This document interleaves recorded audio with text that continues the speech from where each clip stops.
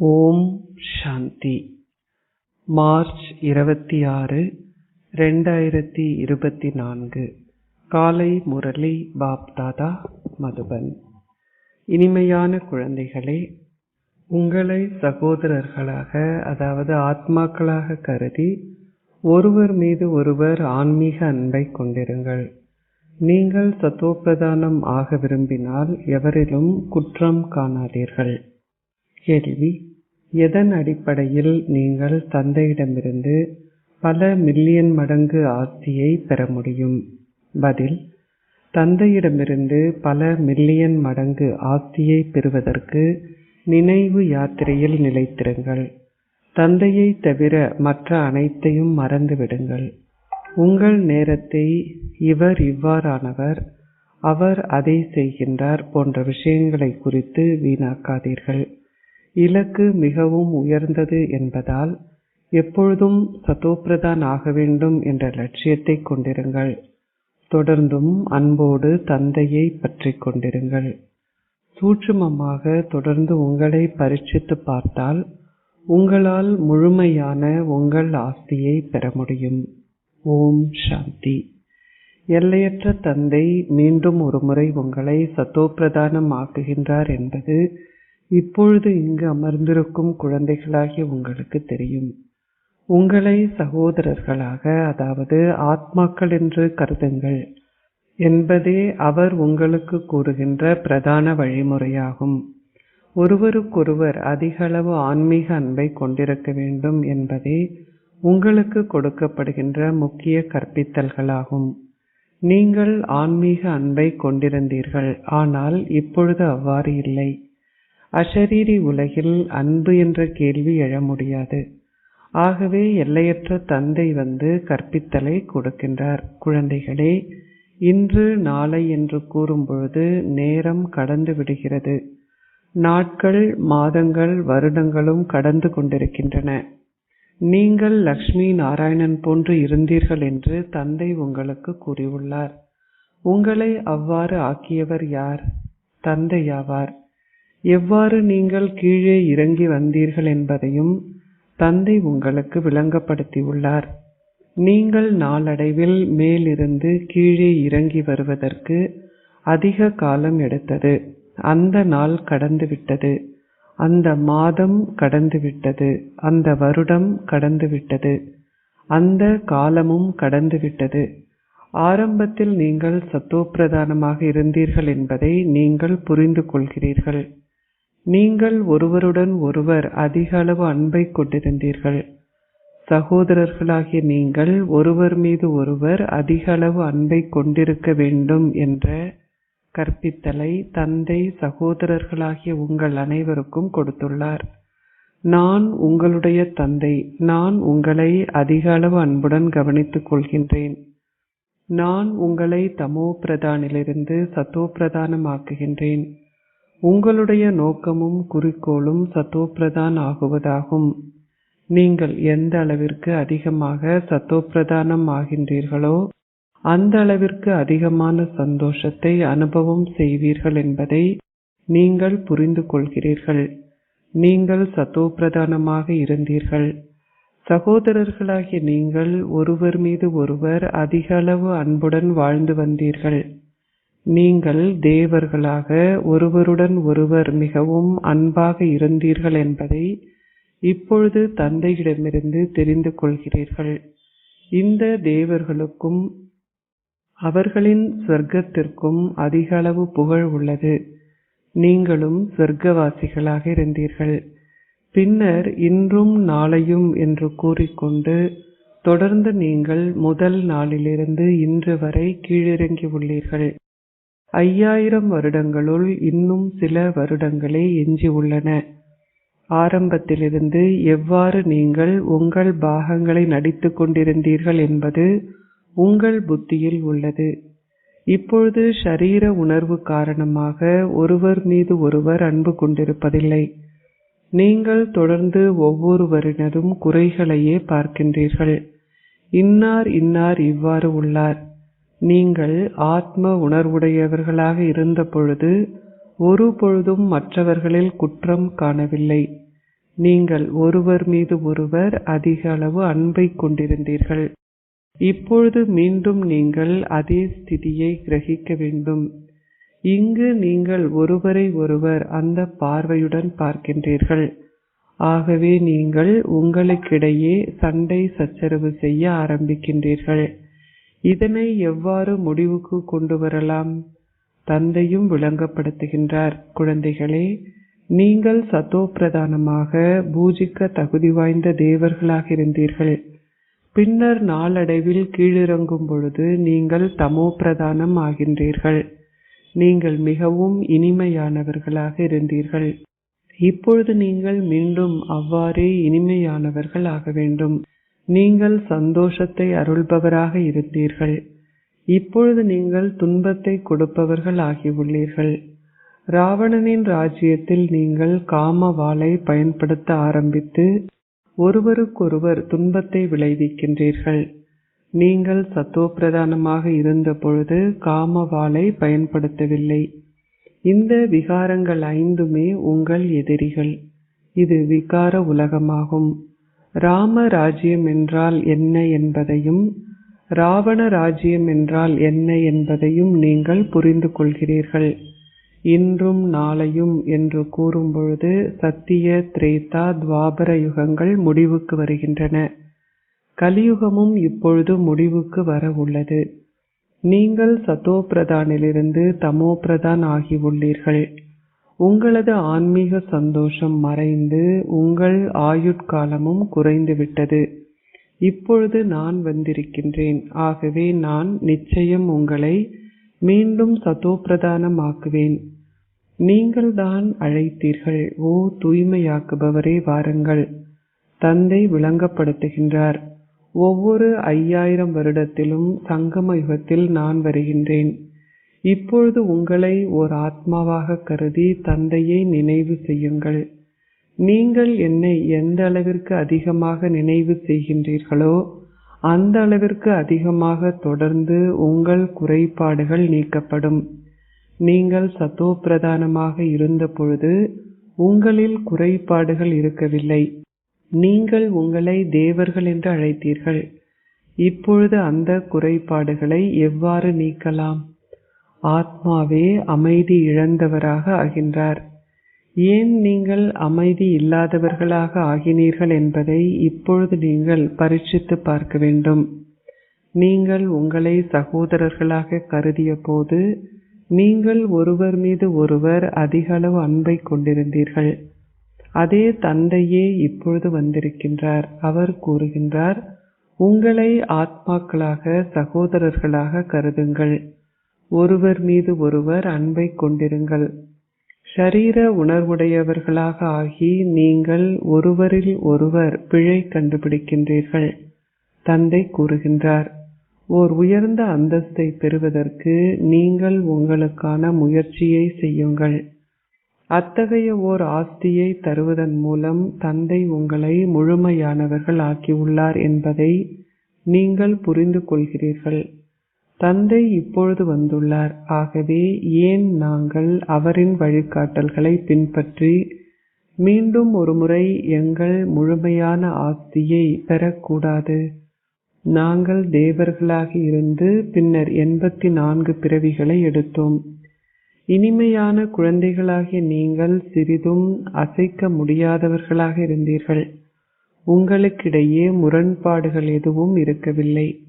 அத்துடன் நீங்கள் எவரையும் அவதூறு செய்யவில்லை. இப்பொழுது ஏதாவது ஒரு பலவீனம் அல்லது வேறொன்று உள்ளது. ஆகவே அது நீக்கப்பட வேண்டும். நீங்கள் அனைவரும் சகோதரர்கள். நீங்கள் ஒரே ஒரு தந்தையை மாத்திரமே நினைவு செய்ய வேண்டும். சத்தோ பிரதானம் ஆக வேண்டும் என்ற அக்கறை மாத்திரமே இருக்க வேண்டும்.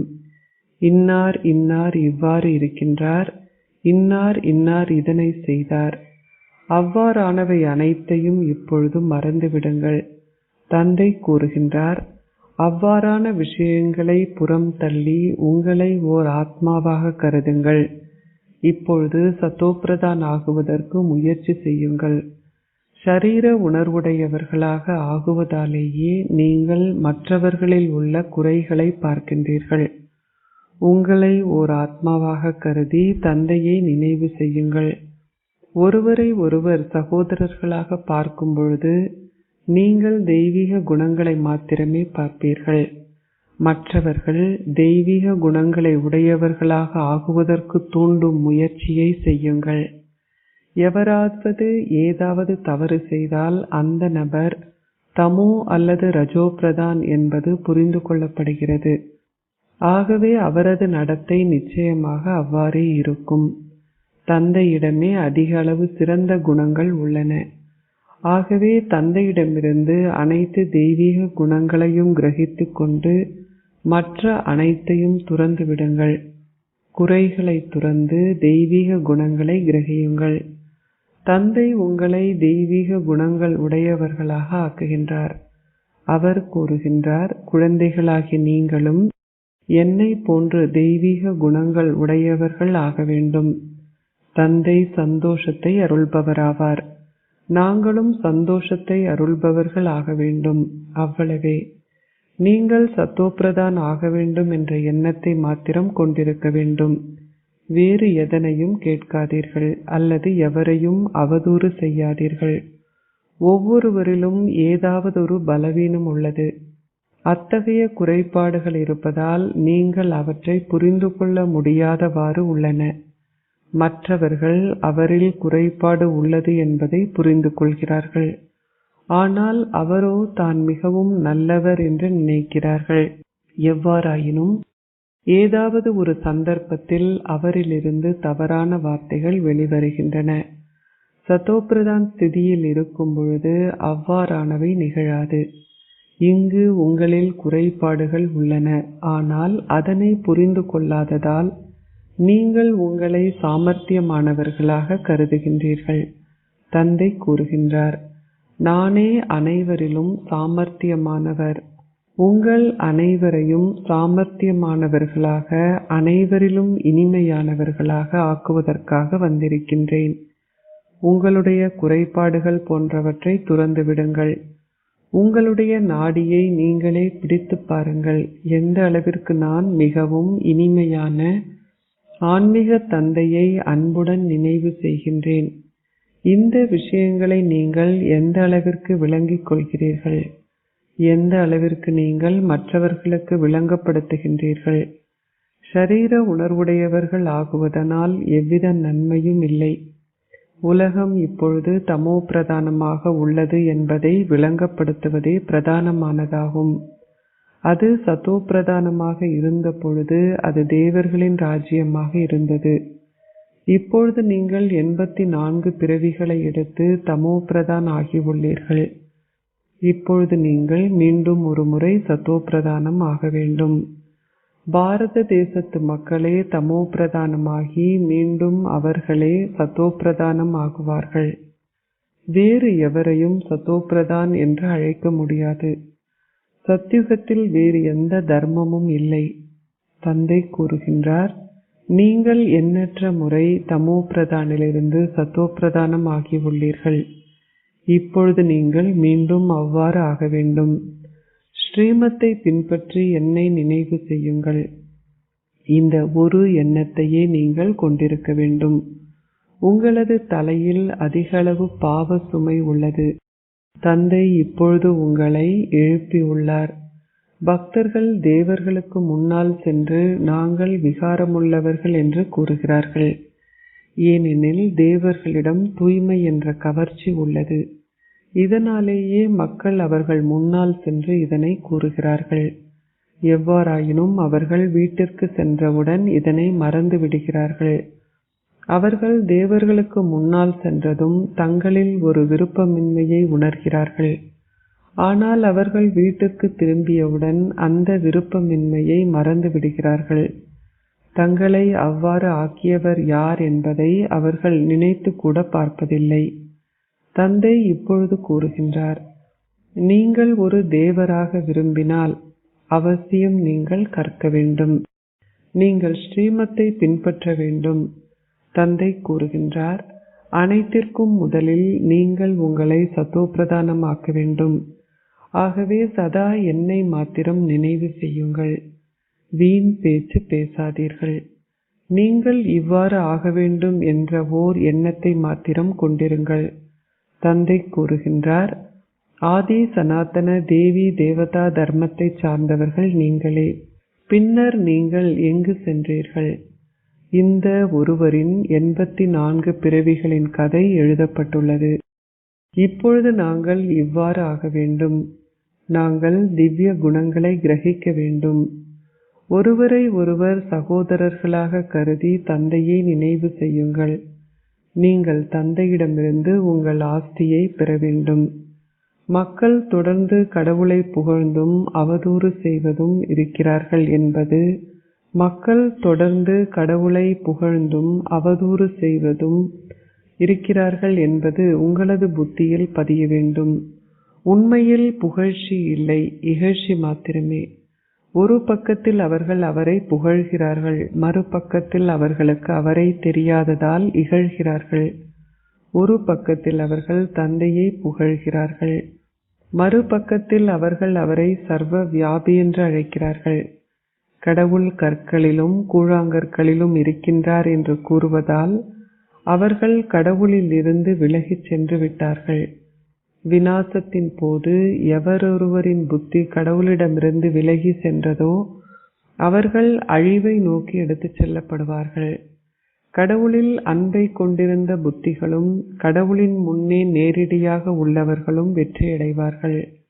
முடிந்த அளவிற்கு தந்தையை நினைவு செய்வதற்கு முயற்சி செய்யுங்கள். முன்னர் நீங்கள் அவரை நினைவு செய்தீர்கள், ஆனால் நீங்கள் பலரை நினைவு செய்ததால் நினைவு கலப்படமாக இருந்தது. தந்தை இப்பொழுது கூறுகின்றார், கலப்படமற்ற நினைவில் இருங்கள், என்னை மாத்திரமே நினைவு செய்யுங்கள். பக்தி மார்க்கத்தில் எண்ணற்ற விக்கிரகங்கள் உள்ளன, அவற்றையும் நீங்கள் நினைவு செய்கிறீர்கள். இப்பொழுது நீங்கள் மீண்டும் சதோப்பிரதானம் ஆக வேண்டும். பக்தி மார்க்கம் அங்கு இருக்க முடியாது என்பதால் அங்கு நீங்கள் நினைவு செய்ய வேண்டிய அவசியமில்லை. தந்தை கூறுகின்றார், எவ்வாறு நீங்கள் சதோப்பிரதான் ஆகலாம் என்ற எண்ணத்தை மாத்திரம் கொண்டிருங்கள். எவ்வாறு உலக சக்கரம் சுழல்கின்றது என்ற ஞானத்தை இப்பொழுது நீங்கள் பெற்றுள்ளீர்கள். இது மிகவும் இலகுவானது. அச்சா, இதனை உங்களில் எவரும் விளங்கப்படுத்த முடியாது விட்டாலும் எவ்வாறு நீங்கள் சதோப்பிரதானிலிருந்து தமோபிரதானம் ஆகினீர்கள் என்பதையும் இப்பொழுது நீங்கள் நிச்சயம் மீண்டும் சதோப்பிரதானம் ஆக வேண்டும் என்பதையாவது உங்கள் புத்தி புரிந்து கொள்ளலாம். ஒருவரால் பேச முடியாது விட்டால் அது அவரின் பாக்கியமும் நிச்சயிக்கப்பட்டதும் ஆகும். தந்தை உங்களுக்கு மிகவும் இலகுவானதோர் வழியை காட்டியுள்ளார். பேட்சை உபயோகப்படுத்தி விளங்கப்படுத்துவது மிகவும் இலகுவானது. இது எல்லையற்ற தந்தையை பிரதிநிதிப்படுத்துகிறது. அவரிடமிருந்தே நாங்கள் எங்கள் ஆஸ்தியை பெறுகின்றோம். தந்தை நிச்சயம் சொர்க்கத்தை உருவாக்குவார். அவரை அதனை நிச்சயமாக இங்கேயே உருவாக்குவார். சிவனின் பிறப்பு என்பது சொர்க்கத்தின் பிறப்பாகும். தேவர்கள் சொர்க்கத்தில் இருப்பார்கள். ஆகவே அவர்கள் எப்படி அவ்வாறு ஆகினார்கள்? மிகவும் மங்களகரமான சங்கம யுகத்தில் கற்றதனால் அவர்கள் தேவர்கள் ஆகினார்கள். குழந்தைகளாகி நீங்கள் இப்பொழுது புரிந்து கொண்டீர்கள். ஆகவே நீங்கள் மற்றவர்களுக்கு விளங்கப்படுத்த வேண்டும். இதுவே உங்களுடைய இலகு ஞானம், இலகு யோகம், இலகு ஆஸ்தியும் ஆகும். எவ்வாறாயினும் இங்கு உள்ளவர்களில் சிலர் சதங்கள் பெறுமதியான ஆஸ்தியை பெறுவார்கள். மற்றோர் பல மில்லியன்கள் பெறுமதியான ஆஸ்தியை பெறுவார்கள். நீங்கள் எந்த அளவிற்கு கற்கின்றீர்கள் என்பதிலேயே அனைத்தும் தங்கியுள்ளது. நினைவு யாத்திரையில் இருந்து கொண்டு மற்ற அனைத்தையும் மறந்துவிடுங்கள். இன்னார் இன்னார் இவ்வாறு உள்ளார், இதில் உங்கள் நேரத்தை வீணாக்காதீர்கள். இலக்கு மிகவும் உயர்ந்தது. நீங்கள் சதோப்பிரதான் ஆகுவதில் மாயை தடைகளை ஏற்படுத்துகின்றாள். இந்த கல்வியை கற்பதில் எந்த தடைகளும் இல்லை. பாபா கூறுகின்றார், உங்களிடம் எவ்வளவு அன்பு உள்ளது என்று சோதித்து பாருங்கள். நீங்கள் தந்தையை பற்றி கொண்டிருக்கின்ற அளவிற்கு உங்கள் அன்பு இருக்க வேண்டும். தந்தையே உங்களுக்கு கற்பிக்கின்றார்.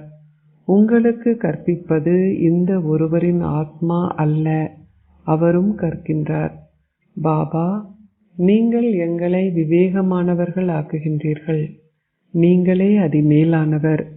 இந்த மனித உலகில் நீங்களே என்னை அதிமென்மையானவர் ஆக்குபவர். இவ்வாறு நீங்கள் அகத்தே பாபாவை புகழ வேண்டும். பாபா, நீங்கள் அவ்வாறான அற்புதங்களை செய்கின்றீர்கள். தந்தை கூறுகின்றார், குழந்தைகளே, வந்து மீண்டும் ஒரு முறை உங்கள் ராஜ்யத்தை பெற்றுக்கொள்ளுங்கள். சதா சந்தோஷத்துடன் என்னை மாத்திரம் நினைவு செய்யுங்கள். நீங்கள் உங்களை கேட்க வேண்டும், நான் எந்த அளவிற்கு பாபாவை நினைவு செய்கின்றேன். கூறப்படுகிறது, சந்தோஷம் போன்ற போஷாக்கு வேறு எதுவும் இல்லை. தந்தையை கண்டுபிடித்த சந்தோஷம் உள்ளது. எவ்வாறாயினும் குழந்தைகள் அந்த சந்தோஷத்தை அகத்தே கொண்டிருக்க முடியாதுள்ளார்கள். இல்லாதுவிட்டால் அதிக அளவு சந்தோஷம் இருக்க வேண்டும் என்று உள்ளுணர்வு கூறும். இந்த கல்வியின் மூலம் நாங்கள் அரசர்கள் ஆகுவோம். நாங்கள் எல்லையற்ற தந்தையின் குழந்தைகள். பரம தந்தை எங்களுக்கு கற்பிக்கின்றார். பாபா கருணை நிறைந்தவர். அவர் எவ்வாறு இங்கு அமர்ந்திருந்து குழந்தைகளாகிய உங்களுக்கு புதிய விஷயங்களை விளங்கப்படுத்துகின்றார் என்று பாருங்கள். வேறு எவரது புத்தியிலும் இல்லாத பல புதிய விஷயங்கள் இப்பொழுது உங்கள் புத்தியில் உள்ளது. அச்சா, இனிமையிலும் இனிமையான அன்பிற்குரிய, எப்பொழுதோ காணாமல் சென்று இப்பொழுது கண்டெடுக்கப்பட்டிருக்கும் குழந்தைகளுக்கு தந்தை தாயாக இருக்கும் பாப் தாதாவின் அன்பும் நினைவுகளும் காலை வந்தனங்களும். ஆன்மீக தந்தை ஆன்மீக குழந்தைகளுக்கு நமஸ்தே கூறுகின்றார். ஆன்மீக குழந்தைகள் ஆன்மீக தந்தைக்கு நமஸ்தே கூறுகின்றோம். தாரணைக்குரிய சாரம் 1. ஆத்ம உணர்வு ஸ்திதியை கிரகித்து சந்தோஷத்தை அருள்பவர் ஆகுங்கள். எவரிலும் பிழை கண்டுபிடிக்காதீர்கள். ஒருவரோடு ஒருவர் மிகுந்த அன்புடன் வாழுங்கள். அபிப்பிராய பேதங்கள் எதனையும் கொண்டிருக்காதீர்கள். 2. தந்தை ஒருவரிடமிருந்து தெய்வீக குணங்களை கிரகித்து மற்ற அனைத்தையும் துறந்து விடுங்கள். சதோப்பிரதான் ஆகுவது என்ற எண்ணத்தை மாத்திரம் கொண்டிருங்கள். எவரது அவதூற்றையும் கேட்காதீர்கள். நீங்களும் எவரையும் அவதூறு செய்யாதீர்கள். உங்களை மிகவும் திறமைசாலி என்று கருதாதீர்கள். ஆசீர்வாதம். நேரத்திற்கு ஏற்ப உங்களை சோதித்து உங்களில் மாற்றத்தை ஏற்படுத்தி சதா மேன்மையான வெற்றிகரமான ஆத்மா ஆகுவீர்களாக. உண்மையான ராஜயோகிகள் எந்த ஒரு பாதகமான சூழ்நிலையினாலும் குழப்பமடைய மாட்டார்கள். எனவே நேரத்திற்கு ஏற்ப இவ்வாறாக உங்களை சோதித்து உங்களை சோதித்த பின்னர் உங்களை மாற்றிக்கொள்ளுங்கள். உங்களை சோதித்து பார்த்தால் மட்டும் நீங்கள் விரக்தியடைந்து, எனக்கு இந்த பலவீனம் உள்ளது, இது சரியாகுமா அல்லது ஆகாதா என எனக்கு தெரியவில்லை என்று நினைப்பீர்கள். ஆகையினால் சோதித்து பார்த்து உங்களை மாற்றிக்கொள்ளுங்கள். ஏனெனில் நேரத்திற்கு ஏற்ப அனைத்தையும் செய்பவர்கள் சதா வெற்றியாளர்கள். எனவே சதா வெற்றியாளர்களாக இருந்து மேன்மையான ஓர் ஆத்மாவாகி உங்கள் தீவிர முயற்சியினால் முதல் இலக்கத்தை பெற்றுக்கொள்ளுங்கள். ஸ்லோகம். உங்கள் மனதையும் புத்தியையும் கட்டுப்படுத்தும் பயிற்சியை செய்தால் ஒரு வினாடியில் உங்களால் ஷரீரமற்றவர் ஆக முடியும். ஓம் சாந்தி.